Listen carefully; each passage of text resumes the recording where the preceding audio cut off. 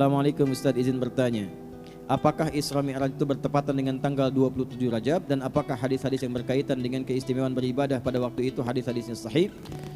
Isra dan Mi'raj peristiwanya nyata, ditetapkan alam Al-Quran, dirinci dalam hadis. Saking pentingnya peristiwa ini, bahkan suratnya dinamai dengan surat Al-Isra, surah ke-17. Lalu perjalanan singkatnya, kisah singkatnya di Quran surah 53 An-Najm. Wan najmi idza hawa ma dhalla sahibukum wa ma yantiqu 'anil hawa in huwa illa wahyu yuha 'allamahu syadidul quwa. Nah, dari sini 'allamahu syadidul quwa sampai ke ujungnya, sampai inda sidratil muntaha, itu peristiwa Mi'rajnya.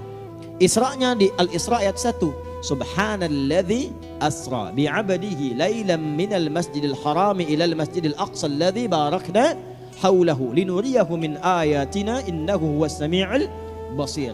Hadisnya rincian detailnya di mana? Disebutkan oleh Imam Muslim dalam Kitabul Iman. Sahih Muslim itu ada 54 topik. Lihat topik pertama Kitabul Iman. Subtopiknya nomor 74 di halaman 76. Hadis yang nomor 162 sampai 168. Paling kanan sebelah atas. Kalau terbitan Daru Ihya'it Turathil Arabi. Kitabnya sama dengan saya, halaman 76.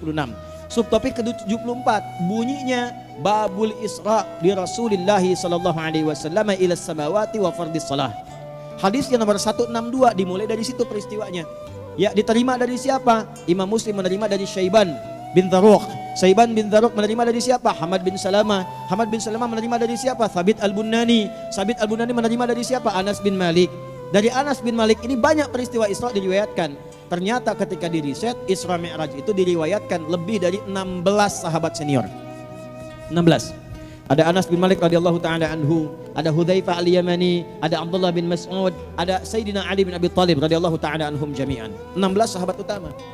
Terkait dengan waktunya pertanyaan Anda, ulama berbeda pendapat terkait dengan waktu kepada 5 pendapat.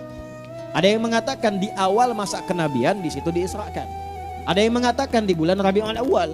Ada yang mengatakan setahun 2 bulan sebelum peristiwa hijrah. Ada yang mengatakan sesaat setelah Sayyidah Khadijah dan paman Nabi Abu Talib meninggal dunia. Ada pendapat 27 Rajab disampaikan oleh Syekh Al-Mansur Furi. 27 Rajab, ya, setelah wafatnya Sayyidah Khadijah dengan paman Nabi Abu Talib. Wafatnya itu di bulan Ramadan. Tapi tidak di tahun yang sama. Kalau di tahun yang sama sudah lewat Rajab. Di tahun berikutnya sebelum hijrah. Nah, ini dianggap sebagian dari pendapat yang terkuat, rinci dengan bulan dan tanggalnya. Yang lain tidak merinci tanggal, yang lain cuma menyebutkan bulan atau waktu kira-kiranya. Nah, kenapa terjadi perbedaan pendapat seperti ini? Biasanya dalam fikih, kalau terjadi perbedaan dalam waktunya, memang yang bukan esensial di waktunya. Karena inti Isra Mi'raj itu bukan untuk mencari waktu, tapi untuk mengambil hikmahnya. Pelajarannya bukan di waktu. Biasanya kalau pelajaran bukan di waktu, gak akan dirinci oleh Allah, gak akan dirinci oleh Rasulullah. Sama dengan begini, ada yang bukan di orangnya, bukan namanya, tapi perilakunya. Contoh, kenal Fir'aun? Tidak, biar cepat ya. Fir'aun itu Fir'aunnya, Fir'aunnya. Seringkali saya katakan ini, gak pernah disebut namanya. Karena yang inti di kisah itu bukan namanya. Kenapa disebutkan Fir'aunnya? Fir'aun itu gelar dari kata Farao, Raja Mesir. Zamannya Nabi Yusuf namanya masih Malik. Zaman Nabi Yusuf masih Malik. Setelah dinastinya itu selesai, kemudian eranya Nabi Yusuf, masuk dinasti berikutnya di kerajaan Mesir pada saat itu berubah jadi gelarnya Farao. Bahasa Arabnya Fir'aun.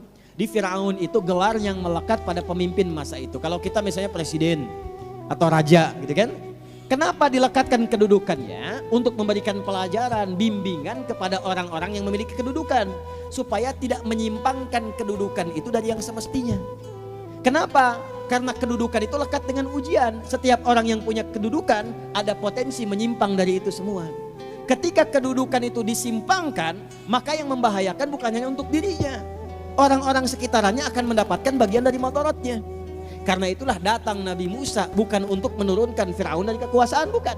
Tapi membimbing kekuasaan itu agar mengeluarkan kebijakan yang bermaslahat. Dari sinilah muncul kitab bab tata negara. Disebut dengan Kitabul Imarah. Nomor 33 topiknya dalam Sahih Muslim. Dari 54 nomor 33 Kitabul Imarah. Jadi kalau antum ngaji Kitabul Imarah itu ada bimbingan dalam bidang kedudukan. Misalnya ya, larangan penyelenggara negara menerima gratifikasi. Ada. Saya bahas tuh kemarin di KPK. Ya, ada larangan gratifikasi, ada. Ya, di Sahih Muslim itu topik nomor 33, subtopik nomor 7. Ya, bab tahrim atau hadaya tuh, atau hadaya. Bayangkan lil ummal, larangan memberikan gratifikasi pada penyelenggara negara. Hadisnya jelas, diutus seseorang oleh Nabi sallallahu alaihi wasallam, seorang abdi negara. Ya, begitu diutus, apa yang terjadi? Dia pulang nih, kata dia, ini untuk Anda, yang ini dihadiahkan kepada saya. Apa komen Nabi? Kata Nabi, sebaiknya begini deh, kalau kamu hitung hadiah, kamu pulang ke rumah, di rumah ibumu atau bapakmu, lepaskan kedudukan ini. Kira-kira lihat, kalau kamu pensiun, gak kerja di sini, gak dikasih jabatan, masih dapat hadiah gak? Itu. Nabi jaga betul, jangan sampai pemberian gratifikasi ini merubah cara pandang engkau dalam bekerja. Ya, yang seharusnya pajak segini, udah kurangi aja deh karena dikasih gratifikasi. Yang seharusnya tugasnya begini, dikurangi nilainya karena diberikan gratifikasi. Itu ada babnya sendiri. Nah, itulah dalam Islam seperti itu, komplit semuanya.